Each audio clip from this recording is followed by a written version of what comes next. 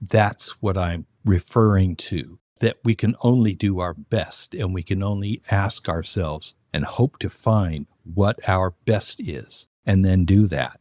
We fail constantly. I'm hopelessly imperfect. I'm drastically and obviously imperfect, but I know what I want to be. I want to be as good as the best people I know. And it's humbling. Disinformation is spreading. There will be a surprise outbreak. We only have so many the issue of pandemic. No social distancing at all. They said that they would express their concerns about the mask supply. Where's the mask? Where's the glove? One expert says a second get away from all of these We all people. need some good news. A message for all the healthcare workers out there. Thank you. If you're looking for hope tonight, raise your hand. If you feel alone and don't understand, if you're fighting the fight of your life, then stand. From Santa Rosa, California, this is 19 Stories. I'm your host, Cheryl Halling. It's hard to believe it's April, and hopefully we've all survived tax day and are able to get out and enjoy some of the beautiful spring foliage that's popping up all over. On this spring day, I've invited Lawrence Payne to join me as my guest. He's an award-winning copywriter, editor, voice actor, and composer who's worked with some of the world's most progressive companies such as Yamaha Digital Musical Instruments, Yamaha Audio, Teac, Hitachi, and Brother, many of them in his capacity as a senior copywriter at Intermart Advertising, Tokyo. He's received awards for his creative work featured in prestigious national and regional competitions and has a reputation for excellence in technical documentation and communications. Lawrence has over 32 years of professional experience covering subjects ranging from music, cultural history, philosophy, religion, robotics, telecom, and travel. Lawrence has contributed widely to consumer and trade publications, including the graphic design journal How. As a knowledgeable musician and critic, he has written for Guitar Player magazine, served as an associate editor at Music Connection magazine, and studied with Latin guitar virtuoso Jorge Struns. He produces the YouTube channel Deep Space Theater, which features his own musical compositions. Among his recent literary efforts are the books of a Zen Buddhist abbot whose influence is spread throughout Asia to the Americas and Europe. However, with all the aforementioned projects, the one title that's missing from Lawrence Payne's accomplishments is as LinkedIn's chief cheerleader and encourager. On any given day, you can find Lawrence reposting, commenting, and encouraging others on their accomplishments. It's that kind of generosity and kindness that has brought us together to have a conversation. So let's get to know the king of accolades by welcoming Lawrence Payne to 19 Stories. Hello. Well, hello. Thought I lost you for a moment. No, I wasn't quite sure if you were going to speak first or if I should. So I thought, okay, ice-breaking time. It's me. Yes, well, I think I spoke quite a bit. I'm happy to have you here with me today, Lawrence. And we've communicated for some time over LinkedIn. Yes, we have. And I'm really grateful to finally put a voice with your face and your writing, to finally meet the man who always goes out of his way to celebrate others' wins. So how are you doing today? I'm doing pretty good, Cheryl. I am. I mean, we've had quite a spell of snow and rain here in Western Massachusetts, and that can be kind of taxing for a Southern California native like me. I know that you're currently residing in Sheffield, Massachusetts. Yeah. And then read an article you wrote in your wonderful newsletter, Creative Drive, entitled, "Don't Be Afraid, Changes Can Be Fun." And just as you mentioned, you're a California native. And so I found your story to be so interesting and by the way, really well written. Oh, thank you. Thanks. Well, I mean, you are a writer, after all. It's all part of the job for bicycle repair, man.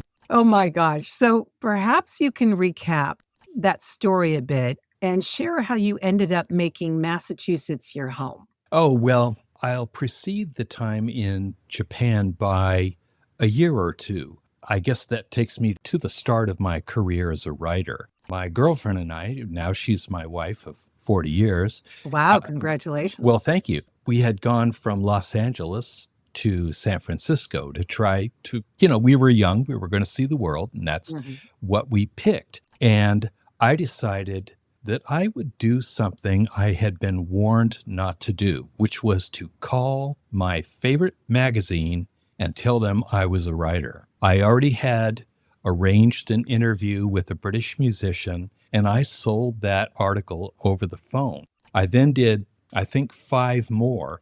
Within a year, I was an editor at a Hollywood-based music magazine.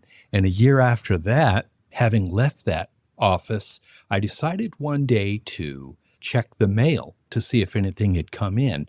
And that morning, an airmail letter had arrived from Tokyo. And it was one of my former writers who had gone to Japan offering me a job at an ad agency. 7 months after that, Mary and I were in Tokyo, and I was working in a high-rise, working on these magnificent consumer product accounts for some of the biggest companies in Japan. I love the experience. We were there for a year and could have stayed, but we decided to come home and try to buy a house. Soon we bought a little house in Ventura County and stayed there for a couple of years. And I was winning awards for my copywriting as part of a design group and writing for How Magazine and things like that. But we had also taken a trip to Massachusetts, and my God, the trees, the greenery, the freshness. It's everything New England is in your imagination on the right. And in pictures too. Yeah.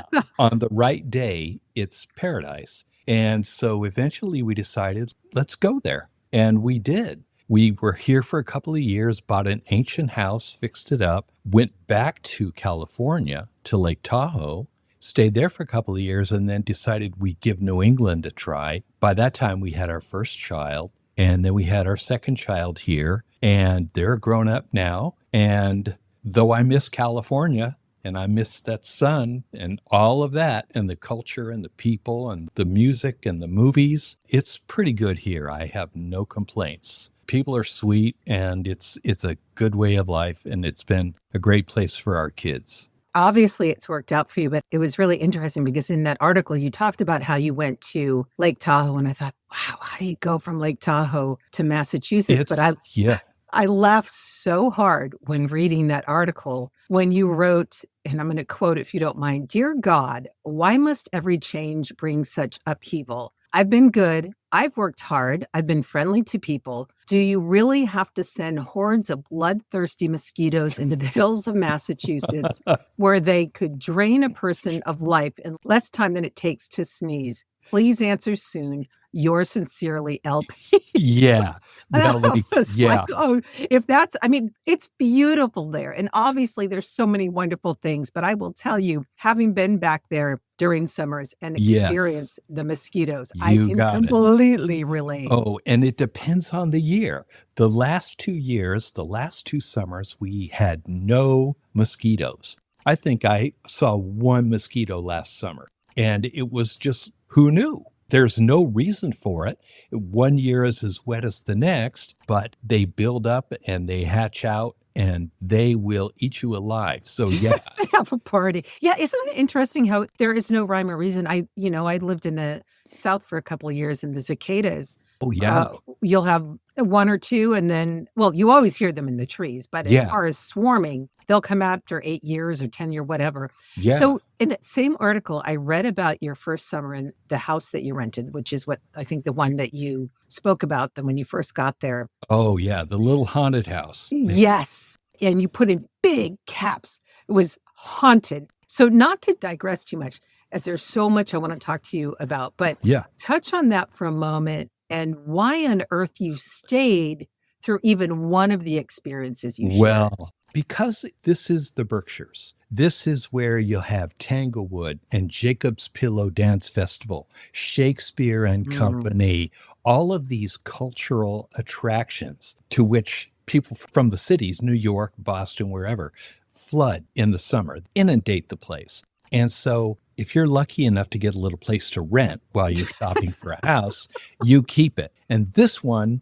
was incredible. I'll tell you, one night, I'm a very light sleeper. I was awake. The dog, our little Whippet, was on the floor next to me. And there was a nightstand next to my side of the bed, and my glasses were on it. And I lay there awake, and my glasses went skittered.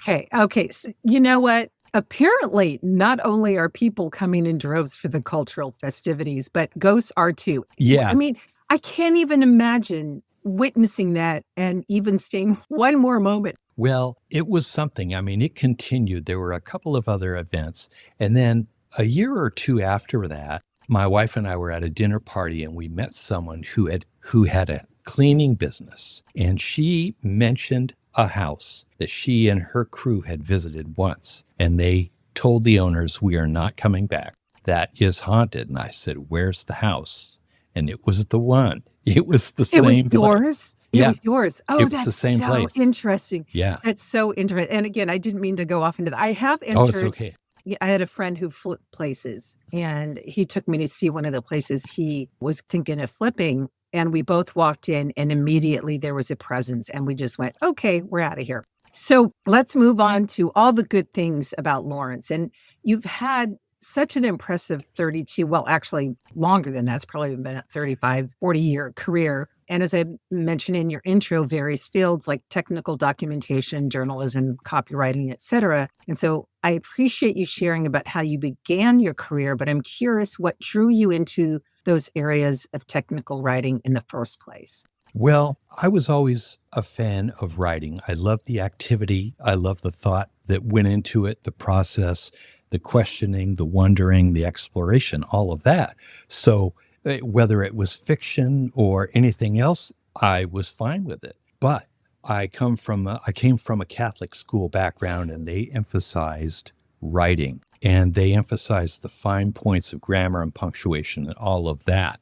So having been a journalist and then a copywriter, I just kind of fell into technical editing. A client had a side business doing translations, and she invited me to edit for that company, and off we went. And we developed a clientele and took it from there. You mentioned living in Tokyo, and that's one of the things I was going to ask you about. So I'm really curious what some of the key differences you noticed in advertising styles between Japan and the West. Oh, I can tell you a lot about that. Japan has a very different perception of what advertising should be. In Japan, you have an unwritten rule, which is you shall not portray your product or service as being better than a competitor's. Oh, interesting. Because isn't that the nature of advertising in the first place? You would think, but they present the product often the most oddball ways. They will do almost anything to avoid being ordinary in the presentation of a product. I remember a Nissan car ad. They introduced a new model year vehicle, and it was just a quiet scene, ocean breezes, waves, trees blowing in the breeze. And then at the very end of the spot, there was the roof of a car gliding by at the bottom of the screen. That's all. Just the roof, not even the windows. Interesting. Yeah. And that to me was emblematic of what advertising was about at that time in the mid-'80s in Japan. It was artful, it was subtle, it was refreshing. But on the other extreme, it could be funny and very goofy and sing-songy and cartoonish with a different palette of colors than we would see represented in American culture. And it was just kind of I took a lot of inspiration from that because there are more subtle ways to write and write powerfully in advertising or in storytelling than to be so direct that no one has to even guess. Right. I was going to say, I love that you said that, because one of the things that I visualized when you were describing that commercial is it created such intrigue. I would go, oh, what was that? Was that the roof of a car? And if so, exactly. What was it? What's the model? And I want to know more about it. So exactly. That's really, it's so interesting. While I've never been to Japan, I've always wanted to go, and I've studied the culture a bit, and I've had friends who've lived there and taught there. And one of the things is kind of the understated elegance. And that's almost what that sounds like. Mm-hmm. Like you said, to create the art of it and the subtleties. So given you've worked with some of the world's most progressive companies, such as Toshiba, America, right, JBL, the ones I've mentioned before. Right. You tell us about a particularly memorable project with one of these companies? Well, The work for Toshiba was interesting because they wanted to market business-directed fax machines, not so much consumer machines. Faxes were relatively new at the time. They were kind of expensive. They were sort of large, bulky. Ginormous, yeah. Yeah. And there were probably 50 companies, major names, that had flooded the market. And somewhere down at the bottom was Toshiba America. And so what they did was to combine a fun newspaper advertising, very lighthearted ads, which we did, my design group, with very flashy, very forward-looking, graphically elaborate advertising for all their statement stuffers, their sales guides, brochures, data sheets, the things they bring to shows, the things the distributors and dealerships would have, all that stuff. We did all of that work too. And I was really allowed to write. No one said you're writing too much. No one said you're writing too little. They give me a machine. I'd keep the machine. I'd learn about it. And I'd say, if it has this feature, I don't think it has this one. And they'd say, well, yes, it does. It has both features. And I'd say, it can't. They'd say, we'll check. Come back and they'd say, yeah, you're right. It doesn't have that feature. We'll know when we actually produce the thing. It doesn't have that. So it became kind of, we felt part of a team, a product development team. We weren't simply there to take orders. We were there to be the users. We were there to understand and appreciate and be enthusiastic about the product. And that's the perspective from which I wrote this stuff. I mean, I had never considered the possibility of having this humongous office machine in my house, but I did. I had a few of them. Each time we did one of these projects, I'd get a different machine to use.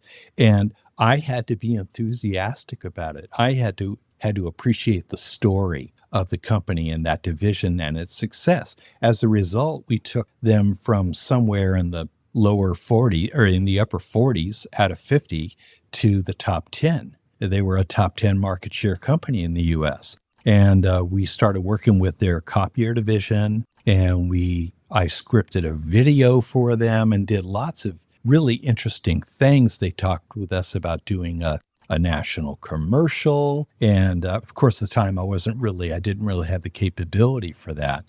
But just to have that thought, just to have that suggestion was a real vote of confidence. And so I took that out of the design group when other people said, hey, why don't you come and write for me? JBL, write for us. Marantz, write for us. It was not any sort of disloyalty. They were asking me independently to write for them. And so I did. And in all of that process, I learned really how to edit with a very keen eye. And of course, I hate typos, I hate misspellings, I hate poor grammar, I hate illogical writing and all that sort of thing that a writer is supposed to despise. I do. And so I just really pressed myself on that. As I worked with translation agencies, I applied the same principle, and that is to be logical and to be memorable and to be economical in my usage and not to write simply to show off. This is not the New York Times. This is not the review, this is not the review of books. This is not the New Yorker. This is creating writing that people remember after the first read. And I'm so glad that you touched on some really key points. And I saw that you did a post about this recently. And so that's why I want to chat about it before we go on to talk about some of the other things that you touched on and doing your translation work, is that in what you just said, you talked about the human intelligence aspect of this. You had these machines at home that you were asked to study so that you could write about them in the advertising and in the forms of handouts, whatever, one sheets. And because you are the human element in this, you were able to speak and write very intelligently about it. Whereas, and again, you touched upon this in your post on LinkedIn earlier this week, in that if you were using AI to do this, it would have no idea the nuances of what you just spoke to. Right. So that's another argument, if you will, for why using human intelligence, writers such as yourself with the experience and history that you have in writing for so many diverse publications. And when I was preparing for our chat, I tuned into your YouTube channel, Deep Space Theater, which I was kind of prepping our interview, listening to it. Can you please tell folks about it and where the name came from and what actually is Deep Space Theater? Yeah, I'll make it quick. I've been a guitarist since the wheel was a chunk of rock. But a couple of years ago, I took a sleep study and they had me so wired up with sensors from head to toe, I could barely move, but I did have my iPad with me. I took out my iPad, decided I would try a certain music sequencing program that I had downloaded, and behold, it worked. And I was able to create these orchestral themes that had been in my head since I was a child. And I was able to do them in a very full, elaborate, detailed, nuanced way. So I compiled a number of these pieces and decided I should put them on YouTube. I'd never posted anything on YouTube. And I needed a fun name. And my son and I agreed on that name, and Deep Space Theater was born. I had never made an iMovie, and I learned to do that and to edit them, and I developed a certain style. I superimpose images one over the other. And you have a lot of now, where do you source your images from? I use Pexels, which is, I think, now owned by Canva, but there are many sites that offer the same carousels of images. However, I mutate them to such an extent that they're no longer standard in many ways at all, because I do so much superimposition and I modify the colors and I crop them and do what I can to make them interesting and emotive in some way. They are. Again, I was listening to the channel while I was working on crafting our conversation, if you will, because I want to make sure I get all your goodness in. But I would occasionally go to the image to see what was supporting that. I'm like, wow, this is really a montage. It's not just a static image. It looks like you really curate these things to personalize to what you're doing. And I mentioned, well, obviously your native language is English, and your bio says you speak basic level German. Yeah. And we've established you worked in Japan for a year. So I understand how you can translate from Japanese into English.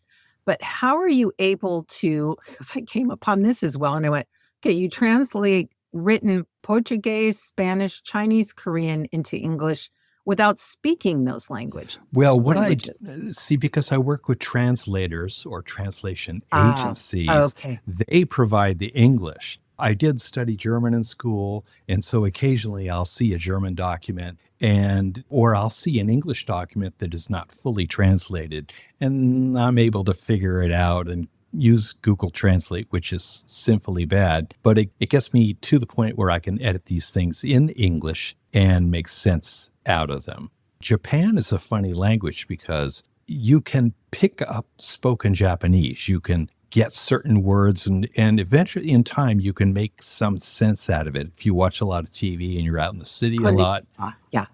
Yeah, right. But even for a Japanese, the written language is challenging. It's interpreted. They can disagree about what a Japanese text says. And I was once told, for you, Japanese, spoken Japanese 1 year, written Japanese your whole life. And it's the same for all of us. Even as Japanese, we still work to understand what we read. And traditional Chinese is much the same way in the context of Zen, and I've edited several books on the subject. They translate from traditional Chinese to English, and then I rewrite that so that it will suit the Western mind. And I've been told that my clients preferred reading my edited version to the work that is simply translated, because it's just so esoteric. It's intentionally cloudy. It's intentionally vague. So you do need human intelligence. You need life experience to get over that hurdle, to get over that obstacle. AI can't do it. AI has no life experience. AI has no nuance. AI doesn't ask questions other than to the user. Is this good or not? A or B, it is not good or it is. There's no subtlety involved in that. And language communication among humans is extraordinarily subtle. And that's how I work. As in anything I've ever written, I try to be logical. I try to be precise. But I also try to be colorful, memorable, fun, conversational. And that's in translation editing. It's the same in copywriting, magazine work, press releases. Hey, I'm going to write a press release and I'm going to interview the president of a company. He doesn't want me to create some quotation that makes him sound boring. Right. He wants to be fun. He wants to be interesting, the life of the party. That's what I do. Relatable. Yeah. Exactly. I think it's fascinating. You have your YouTube channel featuring your musical compositions. Mm-hmm. You've written for a Guitar Player, How Graphic Design, Music Connection, and Virgin Records Dogma magazines, and a 20-page white paper on atrial fibrillation. Yeah. Drugs and therapies for treatment of chronic cardiac arrhythmias. So one of these things just doesn't belong here. Well, I know, and I wouldn't have said, I'm going to go out and find an assignment writing a white paper on AFib. Okay, how does that fit into the party? Because people know people who know people, and one of them knows me and will say, this guy can do it. This guy can write it. He can write anything. Larry has 1,000 styles. Don't worry about it. Give it to me. I'll give it to him. And that's how that happened. And I wrote that for a very large PR firm. And I was given a stack of materials, and there you go. Because I was wondering how you would move from writing about music to such in-depth report about a serious medical condition, because you have to get it right. There is no room for error in that. Right. Whereas if you talk about a guitar string, that's the wrong guitar string in the picture, and you said something else, or, you know. Right. Yeah, I'm married to a drummer, but he'll look at something on TV and go, that didn't exist in that year. Yeah. Definitely. Because I played drums as a kid too. So I have to say that I am continually amazed at how small our world is at times. Yes. As I mentioned in your intro that you studied Latin guitar with Jorge Struns. Yeah. And in a former life, I did radio and records promotion and did so for several Struns and Farah records. Yes. Referring to Ardashir Farah, the Iranian guitarist. Yes. So how did you end up studying with Jorge Struns? I can tell you, at Music Connection magazine, which was a bi-weekly in Hollywood, I would get inundated with records every day. Oh, of course. Yeah. And there were too many to review, and I'd hand them out to people, and hopefully some of them would turn in reviews and we'd publish them. But I reviewed quite a few myself. And one of them was an album called Frontera by Struns from Farah. And I said, that's Jorge Struns. I've heard of this guy. And I took the record home and was blown away. And so I wrote a very favorable but very brief commendation of the record in the next issue. And his publicist called me and said, we'd like to invite you to a show. Oh, beautiful. Jorge and Ardashir were very happy to see that review. And Jorge and I became friends. He's a fantastically smart, friendly, affable, funny guy, and an absolute virtuoso of his instrument. Going to a lesson with that guy is, first of all, to have your jaw hit the floor. Yes. And find for the first 20, 30 minutes, you're barely able to play. And then coming back a second time and finding that you're comfortable, it's good. Staying up till 1 o'clock in the morning, just jamming like crazy, playing his guitars. And he let you play his guitars? Yeah, sure. Oh, wow.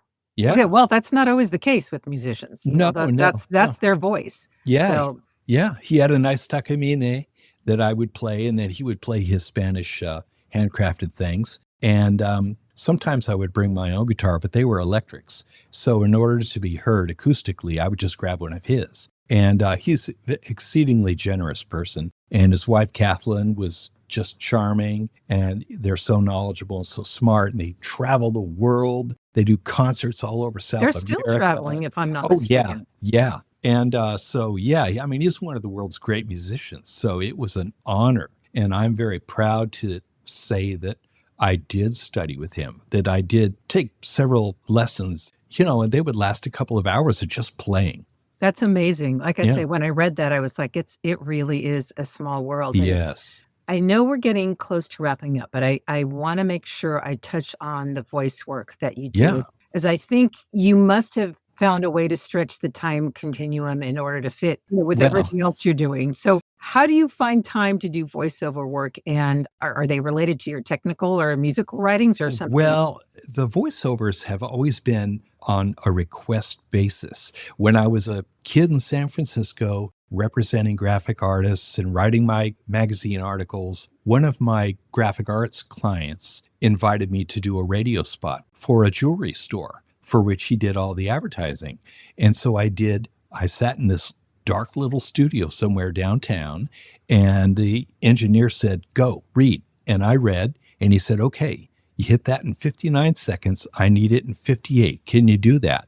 I said, "Sure." The next one, I did it in 58, did a couple of those. And then when I became copywriter, these kinds of things were just, hey, we need you to voice this. We need announcements and call outs for the awards show at the Ventura County Ad Club ceremony. We need you to voice this video you wrote, things like that. They would just come in. I did a web module for a wealth builder thing for Mass Mutual Life Insurance. They would just come in. And now my focus is turning to voiceover because I come from a large family of mimics. There was always music in the house. Yeah, you have 7 siblings, right? Yeah, right. And they're all mimics, and we were always doing that. I was the class reader in school. So it was very natural to sit at the mic and cold read things, even cold read them in character. So I'm getting more into that, and we're developing a brand that will hopefully get me into the back door of some of these opportunities in voiceover.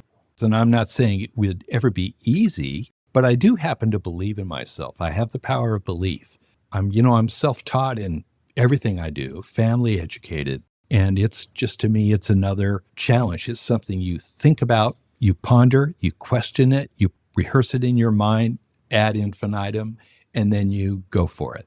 Well, speaking of believing in yourself, and with your vast experience in technical documentation and communications and all the areas that you've written in, what advice would you give to aspiring writers who want to excel not just in multiple fields, but in any field of writing? Well, I have often been asked, how do I start? I was at an event at the University of Houston. I was there with the Zen master whose books I was doing. And someone in the crowd approached me and said, I was sent to you to help me. I have a paper to write and I don't know how to start. And I said, okay, this works. This will work for you. She said, okay, what is it? I said, do you have a favorite song? She said, yeah. And I said, what's the first line of that song? Hum it. Think of the words. Now, replace those words with sounds. Replace them with syllables. Now, make words out of those syllables. Now make a paragraph out of that sentence you've created. Do it 2 more times. The third version is your final draft of your opening paragraph. You already subconsciously know what you want to say. You're simply telling yourself you don't know how to start. With this method, this mnemonic method, it's a memory tool. Everybody loves a song. Everybody has a song stuck in the head. Mm-hmm. Use that because you like it, because it has a rhythm and a musicality with which you identify. If you replace those words with sounds, they'll suggest the words you need to use, and it will magically appear. The whole thing, if not an entire article, certainly an entire paragraph will appear in your mind. It's like magic. It's so interesting that you say that because numerous coaches do this now. If you're reading a script for a voiceover, that you play music or have a rhythm or a song or sound in your head while you're reading it so that you get the rhythm of the words and the rhythm of the script to put you in what the story is. So that's so fascinating that you touched on that. And Lawrence, in your newsletter article that I referenced earlier, you wrote under the heading, The Fact of Imperfection. Heaven, of course, is a fair distance away. Any place we find here, however perfect we want to be, can only be so in relative terms. That's so lovely. And I agree with that and what it means through my lens. But what did you mean by that through yours?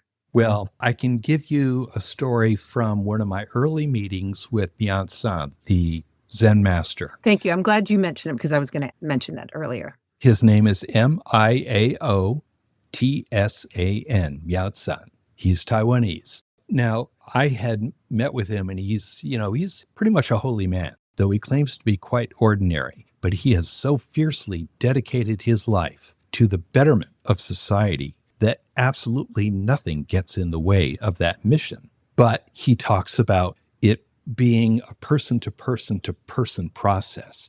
And so I sat with him. He wasn't saying much. He was thinking. He said, "What do you think?" He asked me. And I said, "You talk about world peace, but it seems to be almost impossible if we're to extend peace from ourselves, from the inner self, to the person and people around us. It will take forever." And he said, "I'm not talking about heavenly perfection. I'm talking about worldly perfection. Perfection in relative terms. It's very different. It is only as we ordinary humans can make it. Mm-hmm. It's never going to be better than that." And so that's what I'm referring to, that we can only do our best, and we can only ask ourselves and hope to find what our best is, and then do that. We fail constantly. Yes, we do. I'm hopelessly imperfect. I'm drastically and obviously imperfect, but I know what I want to be. I want to be as good as the best people I know. And it's humbling. It is humbling, isn't it, to walk this imperfect life and stumble around into other imperfect beings. But that's where I think grace comes in. And I really appreciate you expanding on that a little bit, because when I read that, it really touched me, because it's got a lot of different layers to that. So Thank you for sharing that with me. And Sure. Conversely, can you share a particular, maybe fearful time in your life and what faith or mindset you relied on to see you through? Well, that's hard to choose something, but I would have to say that, childhood is rough for a lot of people, and it was rough for me. Childhood is a very competitive time, and you're compelled to be in places like school and so forth, where that competition can be unguarded. It's undisciplined. So that was a rough time. At home, I had all the camaraderie a person could want.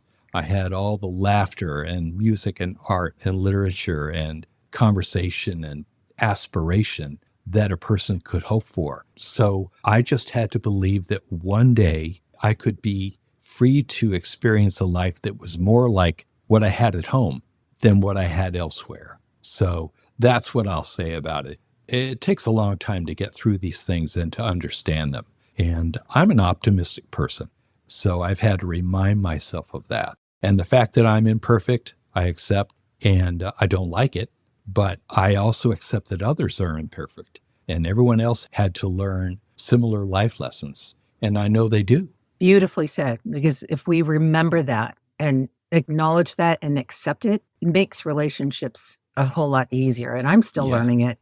I'll speak for myself. We can be the hardest on ourselves and sometimes forget to turn that spigot off in looking at others, not expecting the same perfection out of them that we put on us, because it doesn't exist. So Thank you for sharing that. And what makes you hopeful? Oh, what makes me hopeful? As I said, I'm an optimist, and I met and married the most fabulous person on the planet. And I love it. And we have the most incredible kids. We've been together forever, and she's still here with me. So that's what makes me hopeful, that every day is a new day. To quote a song I like, every day is a new day. And it really is. When I read the posts from friends on LinkedIn, they talk about that very thing. I know I will always get a message that reminds me today is a new day, every day. And so we get up, you put a smile on your face. First thing, when I was a kid, I didn't necessarily know. I expected life to make me happy. And then one day, years later, I realized, no, happiness is a decision. It's a decision you make first thing in the morning. And so that's what I do. If it takes listening to Barry White at 8 a.m., I'll do it. Okay. No one's ever said that on this podcast. First of all, an amen to what you just said, because I always at least give one. And yes, happiness is a decision. And you segued just perfectly into my final question for you. Okay. Barry White. I love Barry White as well. Oh, yeah. But I just didn't expect that from you, Lawrence. I'll be honest. So if there was a soundtrack to your life, what would be on it and why? I can tell you the very first music I heard in infancy was that of the Norwegian composer Edvard Grieg. And that was a gift, a lifelong gift from my mom.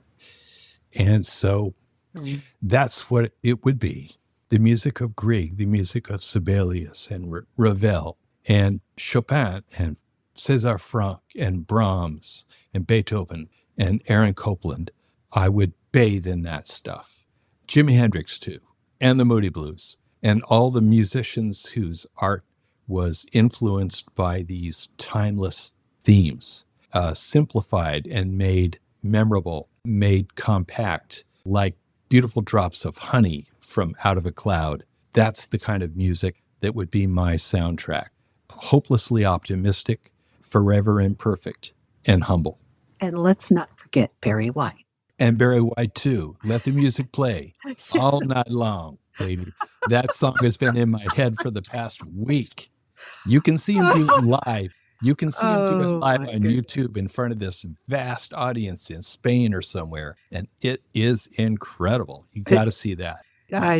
This is just precious. So I want to thank you for this opportunity to spend some time with you, Lawrence. It has been a pleasure. And I will put in the show notes ways people can get a hold of you. But is there anything that you want to share before we end this time together? Yeah, I would say, I'm thinking about, of course, we have such a time of political tumult, and it's tough and it's worrisome. But we have to remember one thing, and that is with respect to other countries, there are governments and there are people, and they are distinct. They are different. We can dislike what a foreign government may be doing. We can dislike what our own government may be doing. Mm-hmm. But they are governments of people or over people. People are the same wherever we go. Some of the sweetest, happiest, most generous people would be found in some of the roughest places on earth. And so anywhere we go, we can be hopeful and we can be welcoming and we can put on that smile. And that smile is the toughest armor a person can wear. And so that's what I would say. To which you receive my second amen. Lawrence, I think I'd like to end our time together by quoting something you said in your newsletter. Obviously, I've been sharing some quotes and it really touched me. This particular one had just some good pearls in it. And I think it's a lovely way to say goodbye. You wrote, "New chapters and opportunities present themselves, often without prior notice, and ideas occur every day." And on that note, Lawrence Payne, thank you so very much for taking this time. Thank you. You are most welcome. And I wish you just continued opportunities and doors opening up for you to write, to do your music, to do your voiceover, and to have these moments of delightful connection like we've had today. So, well, thank you so much, Cheryl. It's been such a treat talking with you. Finally. Yeah, I know. It's been a challenge, folks, getting these two people together, but we did it. And I wasn't totally convinced it was going to happen today. No, I wasn't either. I was like, there's something in the air, but I figured 3 times a charm. Yeah. And so the third time worked and we connected and there you go. So we got it together, didn't we? You take good care. All right. Same to you, Cheryl. Thank you so much. You're welcome. Thank you so much for joining me today. I'd also like to thank the following news outlets for the use of their clips: BBC, PBS, Now This, UNESCO, and Some Good News. Theme music used with permission by Joel and Luke Smallbone, otherwise known as the group for King and Country. If you'd like to offer feedback or a story idea, email me at 19stories@soundsatchelstudios.com, via my website at cherylhalling.com, or follow me on Instagram at cherylhallingvo. I look forward to sharing more stories on the next episode of 19 Stories from Fear to Hope. Until then, stay healthy and hopeful. Together with our differences, together we are bolder, braver, stronger.